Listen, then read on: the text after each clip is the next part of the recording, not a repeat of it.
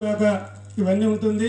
అందుకొరకు ఈ నియమాలు కూడా ఎందుకంటే భజన టీములు ఎవరు దొరకక ఒక ఊర్లో ఒకరు లేక అక్కడ ఊర్లో తయారయ్యి భజన టీముగా ఆసక్తి ఉన్న వాళ్ళు తయారైంది. అట్లా కాకుండా ఒకటే ఊళ్ళో తయారు కావాలనే ఆ సూచన మేము పెట్టినాం. ఎందుకంటే ఒక గ్రామస్తులే ఉండాలనేది, అందుకే మేము ఆ సూచనలో పెట్టినాం.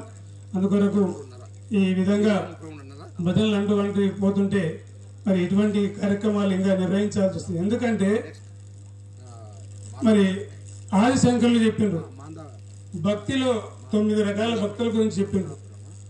శ్రవణం, కీర్తనం, విష్ణు స్మరణం, పాదసేవనం, అర్చనం, వందనం, దాస్యం, సత్యం, ఆత్మనివేదనం. శ్రవణం అంటే వినేది, కీర్తనం అంటే ఇందాక కీర్తించినటువంటిది. శ్రవణం, కీర్తనం, విష్ణు స్మరణం భగవంతుని స్మరించేది. స్మరణం, శ్రవణం, కీర్తనం, విష్ణు స్మరణం, పాదసేవనం భగవంతుని పాదాలను సేవించడం కూడా అదొకటి. అర్చనం భగవంతుని అర్చించేది కూడా ఒకటి. దాస్యం, సఖ్యం, ఆత్మనివేదనం. ఇట్లా ఈ 9 రకాల భక్తులు చెప్పారు. ఏ విధంగా అయినా భగవంతుని చేరుకోవచ్చు అని చెప్పింది. అందుకొరకు మనం ఈ నవవిధ భక్తుల్లో కీర్తన కూడా చాలా ముఖ్యం. భగవంతుని కృపకు పాత్రలు కాగలుగుతాం, భగవంతుని చేరుకోగలుగుతాం కనుక ఈ కీర్తన కూడా చాలా విశేషం.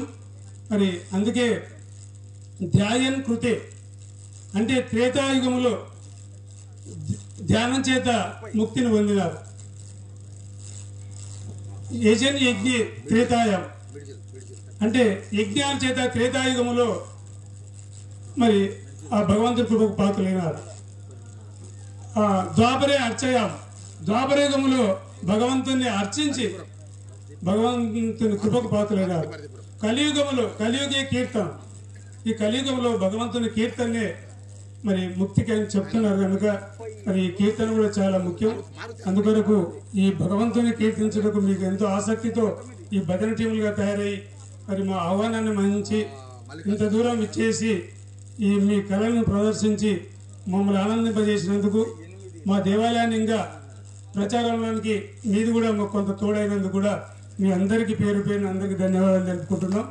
మరి ఇటువంటి ఈ కార్యక్రమాలు ఇంకా నిర్వహించుటకు మరి అందరూ ఆసక్తితో ముందుకు రావాలి. దానికి కూడా మీరు కూడా అందరూ మా ఎప్పుడైనా మేము మళ్ళీ ఈ కార్యక్రమాలు నిర్వహిస్తే మా ఆహ్వానాన్ని మన్నించి మీరు మళ్ళీ రావాలని మేము కోరుకుంటున్నాం. మరి దీనికి గాను న్యాయ నిర్ణేతలుగా మా గురువు గారు ప్రసాద్ సార్ గారు, మరి అదేవిధంగా గౌరవనీయులు శ్రీశైలం గారు, మరి ఆ విధంగా మన సోమన్న గారు, మరి వారు కళను పోషించే గొప్ప వారు శక్తి. మరి వీరి ముగ్గురికి కూడా మేము ధన్యవాదాలు తెలుపుకుంటాం మా ఆహ్వానాన్ని మన్నించి ఇచ్చేసినందుకు. మరి అందుకొరకు మీరందరూ కూడా ఇచ్చేసినందుకు, ఇంకా మా దగ్గర ఏమైనా లోటుపాటు ఉండి ఏమైనా ఉంటే కూడా మన్నించగలరు. అందరూ సంతోషంగా పోయినప్పుడే మాకు బాగుంటుంది కనుక మీరు అందరూ సంతోషంగా వెళ్ళాల్సిందిగా కోరుతున్నాం. ఇప్పుడు న్యాయ నిర్ణేతలు ఇంకొక 5 నిమిషాల్లో వారి ఫలితాలు ఉంటాయి.